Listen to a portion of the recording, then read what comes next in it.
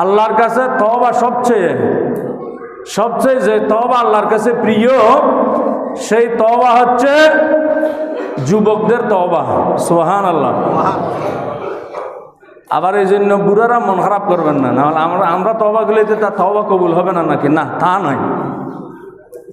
বয়স্ক যারা বুড়া মানুষ, তাদের তওবা আল্লাহ কবুল করেন। আল্লাহ তো তাওয়াবুর রহিম, আল্লাহ অত্যন্ত দয়ালু, তওবা কবুলকারী।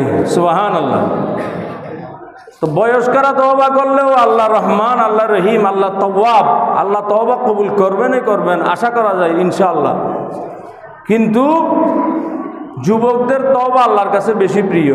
সুবহানাল্লাহ। হাদিস শরীফে এসেছে, আহাব্বুত তাওবাতি ইলাল্লাহি তাওবাতুশ শাবাব। আল্লাহর কাছে ওই ব্যক্তির তওবা সবচেয়ে বেশি পছন্দনীয়, ওই মানুষটির তওবা সবচেয়ে বেশি মহব্বতের। তাওবাতুশ শাবাব, যুবক মানুষের তওবা।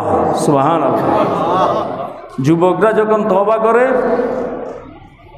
দিনমুখী হয়ে যায়, সেই তওবা আল্লাহর দরবারে খুব বেশি কি হয়ে যায়, পছন্দনীয় হয়ে যায়। এবং যুবক বয়সে যখন ইবাদত বন্দেগী করে,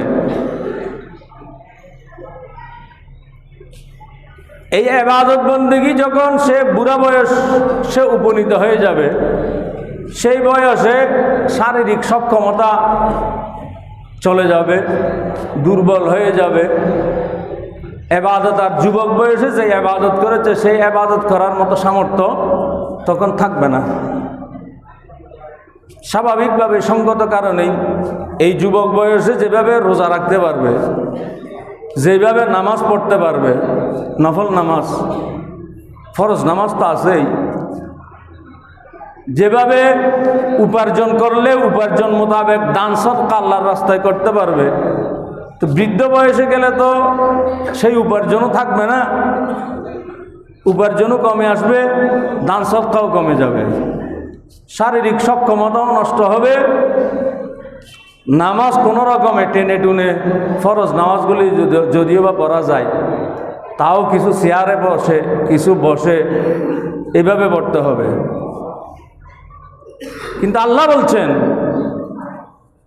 ইন্নাল্লাযীনা আমানু ওয়া আমিলুস সালিহাতি ফালাহুম আজরুন গায়রু মামনুন।